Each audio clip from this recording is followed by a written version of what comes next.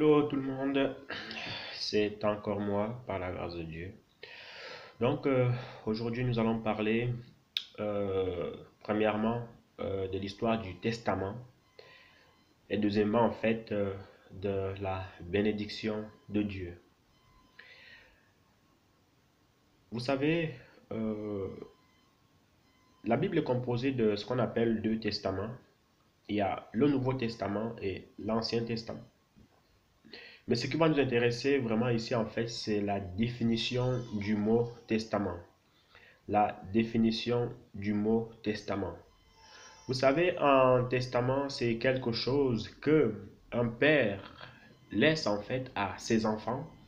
Un testament, c'est toute une liste qu'un père laisse à ses enfants quand il meurt ou après qu'il soit mort tout simplement. Parce qu'il faut d'abord l'écrire avant que ce soit un testament. Et après, il faut mourir pour que ça soit un testament. Et un testament ne peut jamais devenir un testament tant que la personne elle est encore en vie.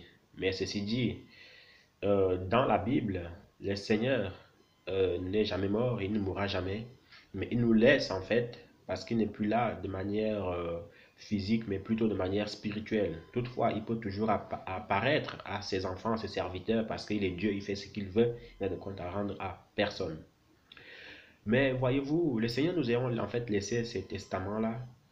Nous, en tant que chrétiens, ou en tant que toi aussi qui passe par là, si tu es intéressé ou pas, de t'approcher à ces testaments-là et de voir ce que le Seigneur t'a laissé comme héritage, de ce que le Seigneur nous a laissé comme commandement et de ce que, nous est de droit tout simplement. Et en poursuivant, euh, dans l'Ancien Testament, le Seigneur nous a laissé tellement de bonnes choses. Le Seigneur nous a laissé tellement de bénédictions, tellement de commandements, tellement de lois que nous devons les inculquer, nous devons les savoir pour que, voyez-vous, nous puissions jouir de ces bénédictions-là, de ces droits-là, tout simplement.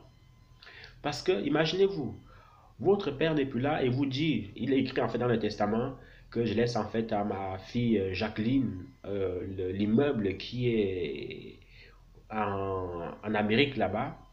Jacqueline, si tu ne lis pas le testament que ton père t'a laissé, comment sauras-tu que ton père t'a laissé des immeubles en Amérique?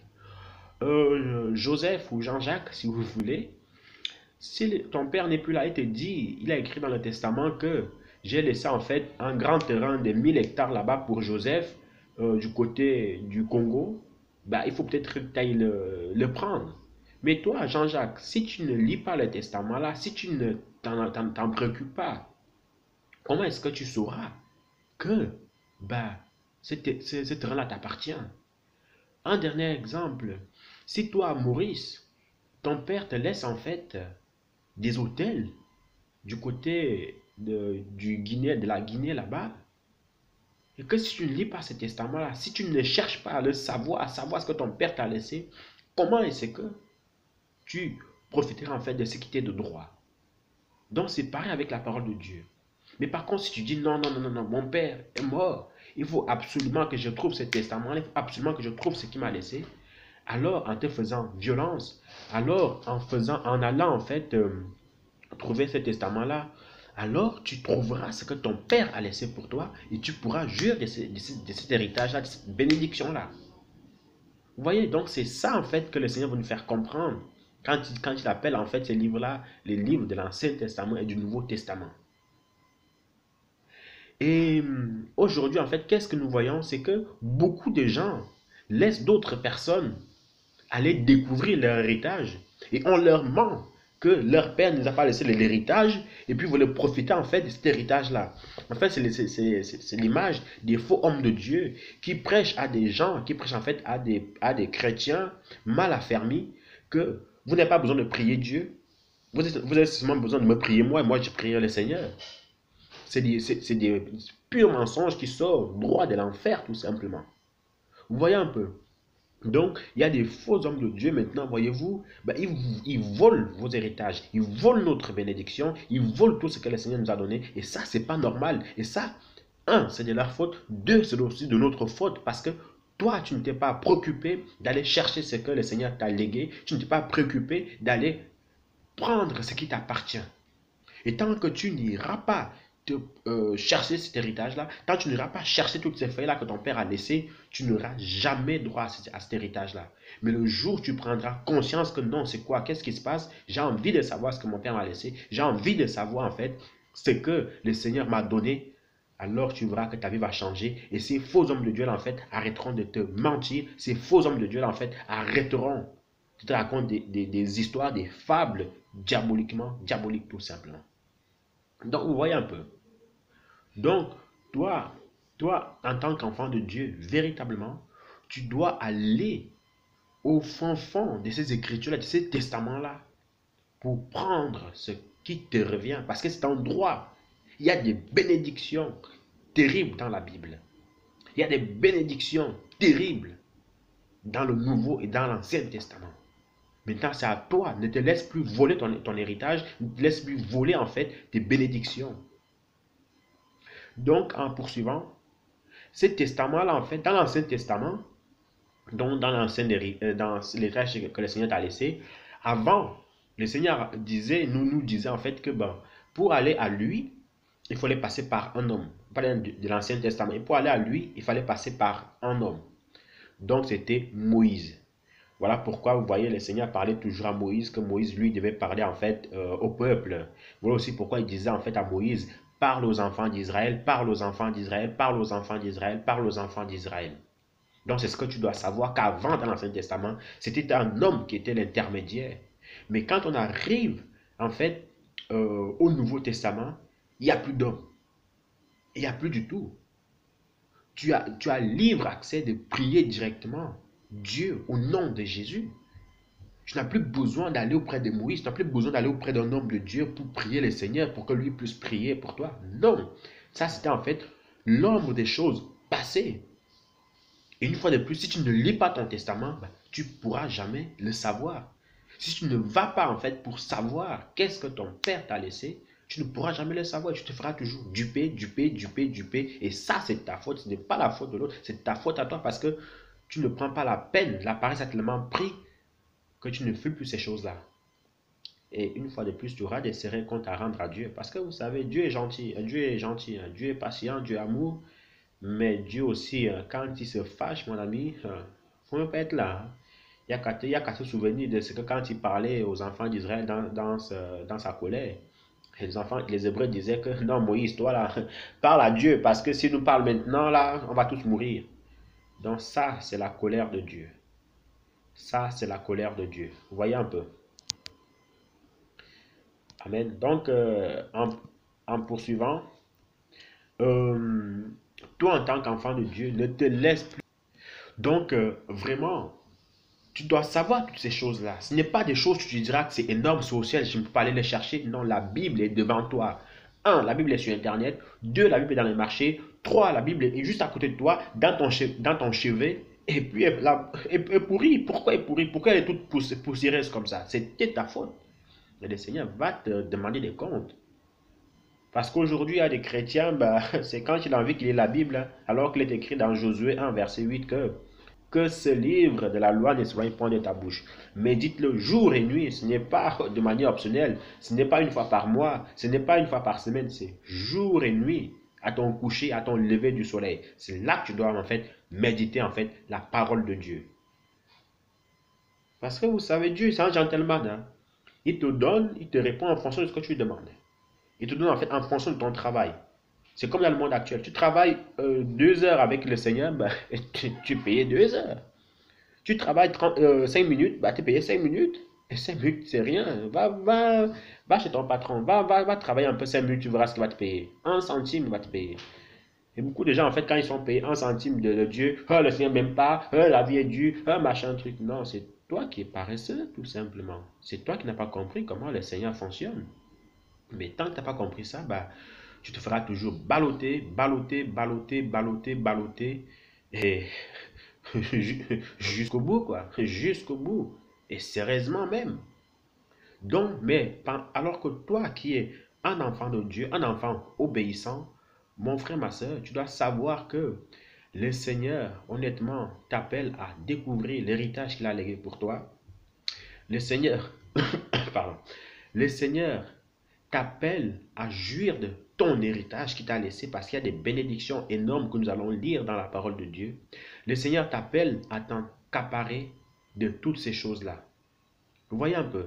Donc ne te laisse plus voler ton héritage. Ne te laisse plus voler tout ce qui t'appartient. Sois fort et va au-devant des choses. Prends ta Bible, lis-la. Prends ta Bible, médite-la. Et le Seigneur, en fait, te montrera ce qui t'est de droit. Parce que tant que tu n'as pas compris ça, tu te feras toujours balloter de gauche à droite. Tu te feras toujours voler ton héritage. Donc, pour passer à l'autre sous-thème, c'est que tu dois savoir que dans l'Ancien Testament, donc dans ton ancien héritage, pour avoir droit à toutes ces choses-là, ben, qu'est-ce qu'il fallait faire? Il fallait passer par un homme. Et dans le Nouveau Testament maintenant, pas plus besoin de passer par un homme. Tu pries directement Dieu au nom de Jésus et il va te répondre et il va te donner en fait ton héritage à condition d'une chose et on va la voir tout simplement. Donc voilà un peu mon frère, ma soeur, ou toi qui passes par là, toutes ces choses en fait sont devant toi, sont devant nous. À nous d'aller en fait les prendre tout simplement. Maintenant, on va voir par la grâce de Dieu ces héritages-là. Qu'est-ce que le Seigneur m'a légué comme héritage? Qu'est-ce qui met de droit dans la Bible? Qu'est-ce qui est caché ou qu'est-ce qu'on m'a caché depuis longtemps? On va aller dans Lévitique chapitre 26, le verset 1 au verset 13. Lévitique chapitre 26, le verset 1 au verset 13. Ne vous fabriquez pas de faux dieux, ne dressez pas d'idoles ou de pierres sacrées, ne placez pas dans votre pays des pierres décorées pour les adorer. En effet, je suis le Seigneur votre Dieu. Observez le repos du sabbat et traitez mon sanctuaire avec respect, je suis le Seigneur. Si vous observez mes lois, si vous prenez soin de mettre en pratique mes commandements, j'enverrai en temps voulu les pluies dont vous avez besoin, afin que la terre produise des récoltes et les arbres des fruits. Alors chez vous, le battage des céréales durera jusqu'aux vendanges, et les vendanges dureront jusqu'aux semailles. Amen. J'aime beaucoup ce passage-ci. Vous aurez de la nourriture en abondance, et vous habiterez en sécurité dans votre pays. J'y ferai régner la tranquillité. Quand vous vous coucherez, rien ne viendra vous troubler. Maintenant, je me pose la question, pourquoi tu es toujours troublé durant ton sommeil? Point d'interrogation. J'en éliminerai les bêtes malfaisantes. On ne viendra plus vous y faire la guerre. Vous mettrez en fuite vos ennemis. Ils tomberont sous vos attaques. 5 d'entre vous suffiront à mettre en fuite 100 ennemis. 100 d'entre vous en chasseront 10 000 qui tomberont sous vos attaques. J'interviendrai en votre faveur, je vous accorderai de nombreux enfants et je maintiendrai mon alliance avec vous. Vos récoltes seront si abondantes que vous vivrez longtemps des réserves accumulées. Vous devrez même vous débarrasser du reste pour faire place à de nouvelles récoltes. J'établirai ma demeure au milieu de vous et je ne me détournerai pas de vous. Je marcherai à vos côtés. Je serai votre Dieu, vous serez mon peuple. Je suis le Seigneur votre Dieu qui vous ai fait sortir du pays des Égyptiens afin que vous ne soyez plus leurs esclaves. Depuis que j'ai brisé la domination égyptienne qui pesait sur vous, vous pouvez marcher la tête haute. Amen. Donc voici en premier les héritages, les bénédictions, les grâces en fait que le Seigneur a réservées pour nous. Maintenant, c'est à nous d'aller les prendre. Mais ce que vous devez savoir, ce que nous devons savoir avec Dieu, avec Dieu, il y a toujours deux choses qui marchent ensemble. La première chose, si on veut hériter de notre héritage, le Seigneur nous demande premièrement d'obéir à ses commandements. Parce qu'il est impossible que quelqu'un en fait n'obéisse pas aux commandements de Dieu et que le Seigneur le bénisse. Pourquoi je dis ça? Parce que souvenez-vous, dans l'évangile de Jean, le Seigneur dira en fait que il n'exauce pas les pécheurs. Donc, quelqu'un qui vit dans le péché, comment est-ce que le Seigneur peut l'exaucer? N'oublions jamais quelque chose qui va choquer aussi pas mal de personnes, que le diable aussi, en fait, bénit, pardon, ne bénit pas, mais donne des choses à ses acolytes, aux menteurs, aux voleurs, aux trafiquants, aux dealers, à ce qu'ils vont voir les marabouts. Donc, c'est parce que tu allais voler ou parce que tu as menti que tu as reçu en fait quelque chose, que c'est le Seigneur qui est là. Non, détrompe-toi, le Seigneur n'est pas là-dedans. Non, parce que tu as détourné de l'argent et que tu as de grandes maisons, de grosses voitures, que c'est la bénédiction. Oui, enfin, c'est la malédiction diabolique. Et n'oublie jamais que quand le diable donne, il donne de la main gauche, il reprend de la main droite. En gros, il te dit, donne ta maman en sorcellerie, alors tu auras ça. Donne ton frère en sorcellerie, alors tu auras ça. C'est comme ça en fait que le diable bénit ou donne. Alors qu'avec Dieu, c'est quand on observe ses commandements, quand on marche dans ses voies, alors il nous bénit. Et quand Dieu bénit, en fait, il ne reprend pas. Et c'est pour ça qu'il est dit dans le livre de Proverbes que c'est la bénédiction de l'Éternel qui enrichit et il ne la fait suivre d'aucun chagrin. Ça veut dire quoi? Ça veut dire que quand Dieu te donne, quand Dieu te bénit, il ne fait suivre cette bénédiction-là d'aucun chagrin. Est-ce que vous comprenez un peu? Donc, en fait, d'aucun malheur. Donc ça, c'est la bénédiction de Dieu. Quand il te donne en fait de la main gauche, il ne reprend jamais de la main droite. Il te donne, c'est pour toi, pour toujours. Donc comprenons vraiment cela. Ici, la Bible dit en fait que 100, 5 d'entre nous en fait suffiront pour en mettre en fuite 100. Voyez un peu, comment est-ce que 5 personnes peuvent réussir en fait à mettre en fuite 100 personnes? Ça, c'est la puissance de Dieu, ça, c'est la gloire de Dieu. Il continue à dire en fait que 100 d'entre nous, 100 personnes en fait, réussiront en fait à en chasser 10 000. En fait, ce n'est pas nous qui allons faire, c'est le Seigneur qui le fera en nous. Et il continue en fait à dire que quand nous dormirons, bah, notre sommeil sera apaisé, notre sommeil sera tranquille, parce qu'on aura obéi à ce commandement, parce qu'il sera avec nous. Cette bénédiction en fait nous accompagnera. Donc toi mon frère, toi ma soeur, tu dois savoir que logiquement, en toute logique, quand tu dors, ton sommeil doit toujours être doux et apaisé. Tant que tu observes le commandement du Seigneur, tant que tu marches dans ses voies. Maintenant, il peut y arriver que pendant que tu dors, bah, le diable te poursuit ou il y a des choses en fait qui te troublent. Ce qu'il faut faire, c'est vraiment prier le Seigneur parce que il se peut en fait que toi, tu n'aies rien fait, mais parce que ton père ou ta mère ou tes ancêtres en fait soient allés voir les marabouts. Ils ont fait des pactes avec les marabouts. Voilà en fait pourquoi cela te suit. Donc, dans tes prières aussi, prie vraiment le Seigneur pour que toutes ces choses en fait soient enlevées, soient brisées au nom de Jésus. Sinon, si tu négliges cela, bah, tu auras toujours en fait ton sommeil qui va être troublé. C'est des choses qu'on ne sait pas ou qu'on ne nous dit pas, mais c'est des choses véritablement en fait réelles. Et le Seigneur continue à dire toujours dans ce que nous venons de lire, alors chez vous, le battage des céréales durera jusqu'au vendange et les vendanges dureront jusqu'au semail. Vous aurez de la nourriture en abondance.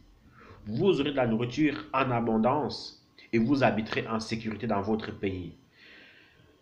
Honnêtement, vous savez, quand je médite beaucoup sur ce passage, sur ce chapitre, même sur un autre qu'on va aussi lire, je me dis, c'est moi le problème en fait. C'est pas Dieu, c'est moi le problème. Parce que comment ça se fait que Dieu, qui est tout puissant, Dieu qui nous donne toutes ces choses-là, comment ça se fait que je n'arrive pas à les vivre?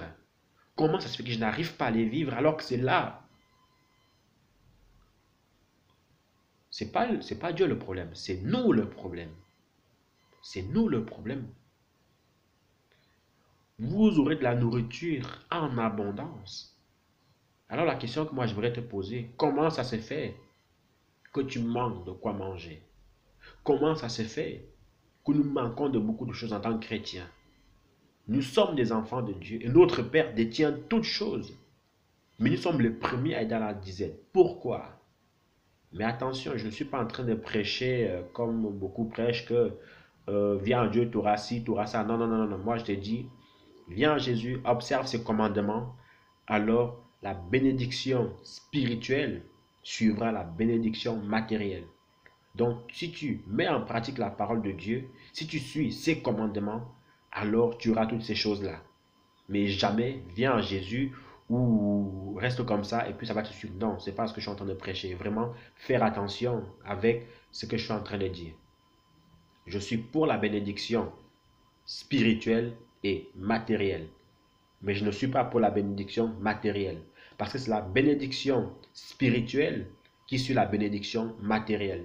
Et la bénédiction matérielle ne peut jamais suivre la bénédiction spirituelle. En gros, ça veut dire quoi? Ça veut dire que tu ne peux pas être béni, tu ne peux pas te dire, je vais devoir être béni de manière matérielle pour suivre Dieu. Non, c'est pas comme ça que ça marche. C'est tu dois d'abord suivre Dieu pour que le matériel suive.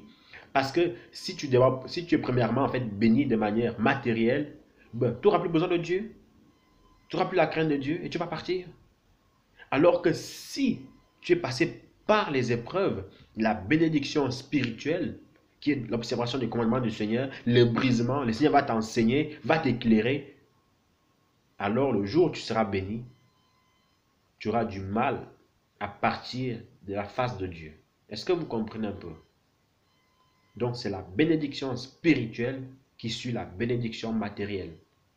Et toi aussi, enfant de Dieu, toi qui en fait toujours cette façon de voir mal l'argent, de voir mal en fait la bénédiction, prie vraiment le Seigneur pour qu'il t'en délivre. Parce que ce n'est pas normal que quand on parle de l'argent, un enfant de Dieu, il soit traumatisé. Ce n'est pas normal quand on parle de la bénédiction matérielle, enfant de Dieu, qu'il soit traumatisé. Non.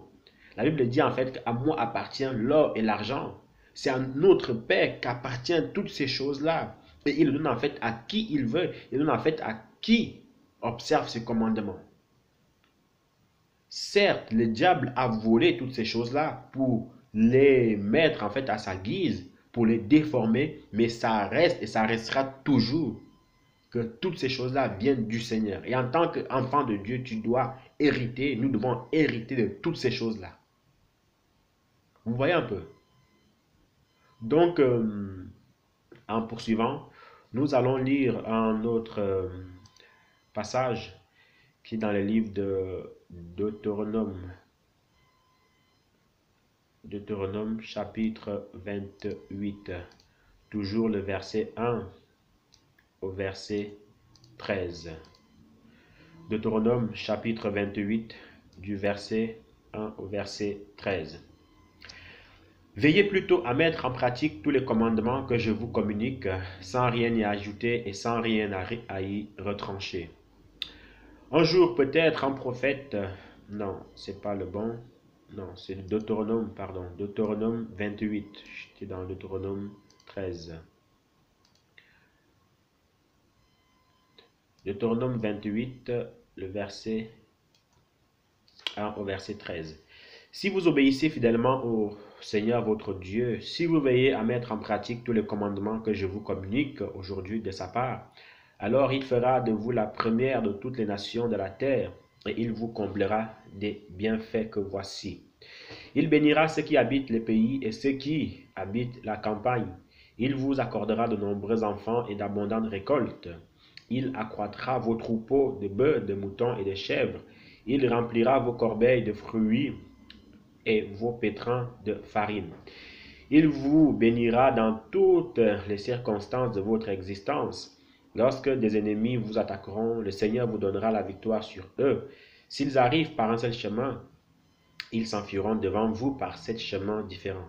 Le Seigneur votre Dieu protégera tout ce que vous aurez amassé dans vos greniers. Il fera prospérer tout ce que vous entreprendrez. Oui, il vous comblera des bienfaits dans le pays qu'il vous accordera. Le verset 9. Si vous mettez en pratique les commandements du Seigneur votre Dieu, et si vous obéissez à sa volonté, il fera de vous un peuple qui lui appartient en propre, comme il vous l'a promis. Tous les autres peuples de la terre verront alors que vous êtes consacrés au Seigneur, au service du Seigneur, et ils seront remplis de crainte à votre égard. Le Seigneur accroîtra vos biens dans le pays qu'il a promis à vos ancêtres de vous donner. Vous aurez de nombreux enfants, vos bêtes auront de nombreux petits, et vos récoltes seront abondantes. Pour vous, le Seigneur ouvrira le ciel et il conservera précisément l'eau afin de laisser tomber la pluie sur vos terres en temps voulu et de faire prospérer tout ce que vous entreprendrez. Vous n'aurez pas besoin d'emprunter de l'argent, au contraire, c'est vous qui emprunterez à de nombreux étrangers. Le Seigneur fera de vous la première des nations et non la dernière. Vous occuperez toujours une position dominante et jamais une position inférieure. Mais pour cela, il faut mettre soigneusement en pratique les commandements que je vous communique aujourd'hui de la part du Seigneur votre Dieu. Amen. Donc, ici, une fois de plus, comme je vous disais, en fait, c'est des passages similaires d'Autonome 28 et Lévitique 26.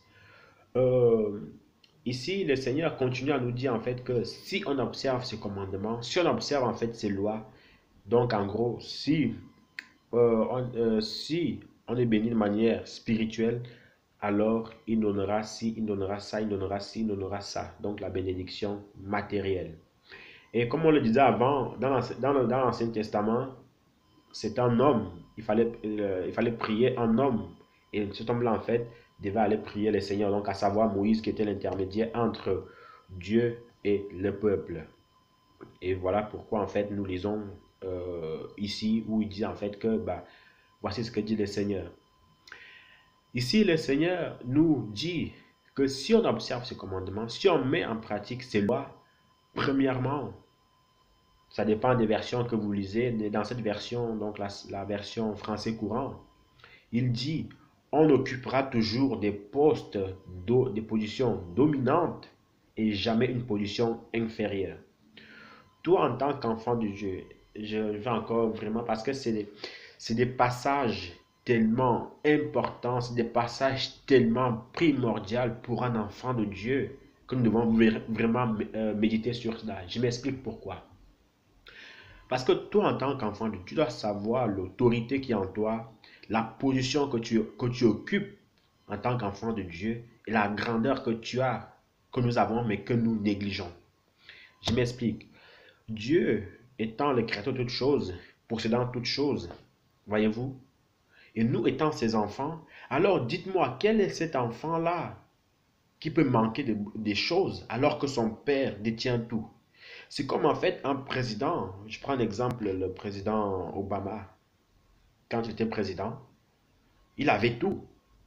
Est-ce que vous voyez vraiment en fait sa fille aller emprunter de l'argent à ses camarades? Ou c'était plutôt en fait ses camarades qui devaient venir lui emprunter de l'argent? Vous avez la réponse. Ou même, on va encore être gentil, le fils d'un ministre d'un pays. Voyez-vous en fait le fils d'un ministre dans un pays aller emprunter de l'argent à ses camarades? Ou plutôt en fait ce sont ses camarades qui doivent venir lui emprunter de l'argent parce qu'ils savent que c'est le fils d'un ministre? Vous avez la réponse. Donc c'est pareil. Alors si déjà les présidents de ce monde, les ministres de ce monde, en fait, leurs enfants ne vont pas prêter de l'argent ou c'est plutôt, en fait, c'est plutôt à eux d'aller emprunter, à combien plus forte raison les gens doivent venir vers nous pour nous dire, écoute, je vois comment ton Dieu t'utilise, je vois comment tu es béni de ton Dieu, alors prête-moi un peu d'argent. Donc c'est comme ça que nous devons être, cette position-là en fait que nous devons véritablement en fait occuper. Mais aujourd'hui, qu'est-ce qui se passe? Ben, les enfants de Dieu sont les premiers à être foirés, comme on dit, à être dans la disette. Bon, après, je ne suis pas en train de dire que la pauvreté, c'est une malédiction. Non, non, non, non, ne dites pas ce que j'ai dit. C'est à chacun de voir. Si tu veux être, vivre dans de manière pauvre, ça t'engage que toi et Dieu. Si tu veux vivre en fait de manière équilibrée, ça ne t'engage que toi et Dieu. Mais si tu veux vraiment en fait hériter de cette bénédiction-là, ça ne t'engage que toi et Dieu. Moi, je suis en train de prêcher la parole de Dieu tout simplement. C'est ce que la Bible dit. Voyez un peu. Donc, toi en tant qu'enfant de Dieu, nous devons vraiment comprendre ces choses-là et aller chercher ce qui nous est de droit, ce qui nous revient en tant qu'enfant de Dieu. La Bible dit dans notre version que le Seigneur fera de toi la tête et non la queue. Tu ne seras jamais en bas, tu seras toujours en haut et jamais en bas. Souvenez-vous de ces deux histoires-là de Daniel. Daniel arrive à Babylone au temps du roi Nebuchadnezzar et de son fils aussi Belshazzar. Daniel était un étranger, mais parce que Daniel observait le commandement du Seigneur, Daniel était intègre, Daniel craignait le Seigneur et Dieu n'a jamais manqué de le bénir dans ce pays qu'on appelle Babylone qui avait pris les Hébreux en captivité. Un, parce que Daniel craignait le Seigneur, frères et sœurs. Deux, Parce que Daniel s'était fait violence en disant que non, roi, je ne me souillerai pas avec votre nourriture, avec votre vin, parce que je crains mon Dieu. Et Daniel, en fait, est arrivé au poste d'intendant dans un pays étranger. Et vous voulez me dire que ce n'est pas une bénédiction de Dieu, ça? Vous voyez un peu. Il y a encore d'autres exemples. On prend l'exemple de Joseph. Joseph avait refusé, complètement refusé de coucher avec la femme de son chef parce qu'il craignait le Seigneur, parce qu'il aimait le Seigneur. Ça lui a coûté la prison. Mais quelque temps après, Joseph, même bien avant, Joseph est devenu et était premier ministre d'Égypte. Donc, c'est des choses vraies, qui sont véritables. Mais ça doit les chercher. Comme j'ai dit, en fait, c'est la bénédiction spirituelle, donc l'observation des commandements de Dieu, l'observation des lois du Seigneur qui accompagne la bénédiction spirituelle, non la bénédiction matérielle. Parce que Daniel a d'abord observé le commandement du Seigneur, il était intègre, il était sage. Il craignait le Seigneur, voilà pourquoi le Seigneur l'a béni ainsi. Joseph ne voulait pas mentir. Joseph ne voulait pas coucher avec la femme de son patron.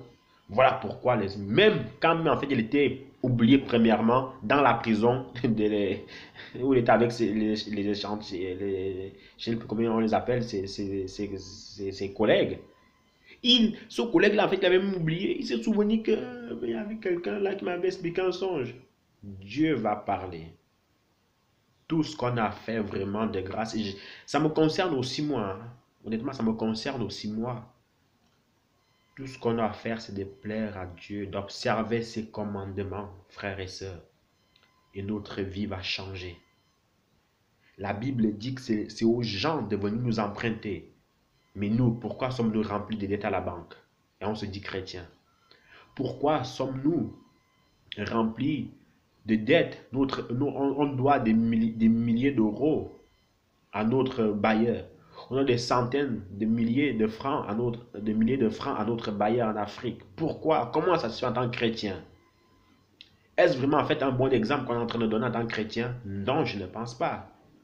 Comment veux-tu en fait que le païen soit converti quand il te voit déjà en fait rempli de dettes comme ça? En train de courir de gauche à droite pour avoir de l'argent. Alors que notre Père, qu'on se dit celui-là qu'on dit que notre Père a toutes ces choses-là. C'est parce que c'est nous qui avons un problème, un véritable problème.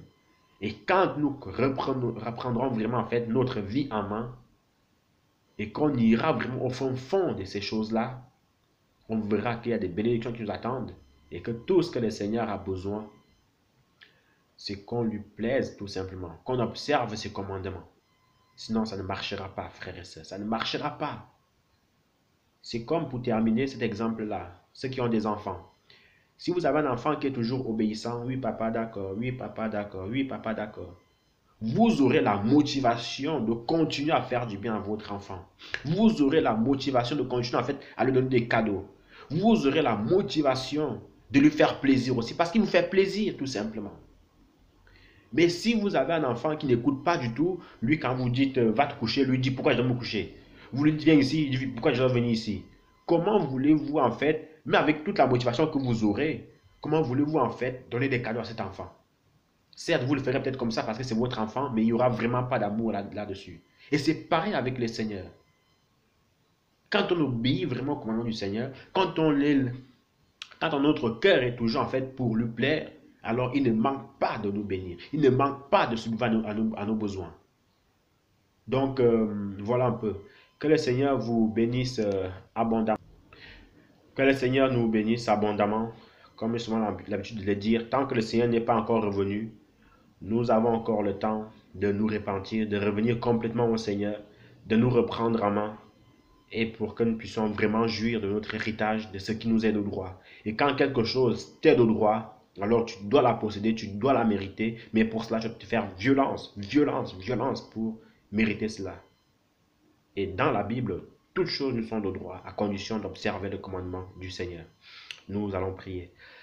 Dieu de gloire, Dieu Tout-Puissant, Papa, nous voulons, Père de gloire, que tu nous aides, Papa, mon Dieu, à vraiment comprendre ta parole, que tu nous aides vraiment à comprendre ce que tu attends de nous.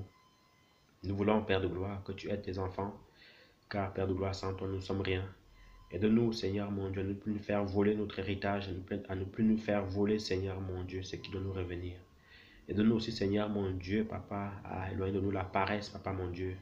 Cette paresse-là, Seigneur mon Dieu, qui nous fait échapper beaucoup de choses. Ô Dieu des armées, Papa, guide-nous, Seigneur mon Dieu, conduis-nous. Au nom de Jésus-Christ de Nazareth, nous avons prié. Amen.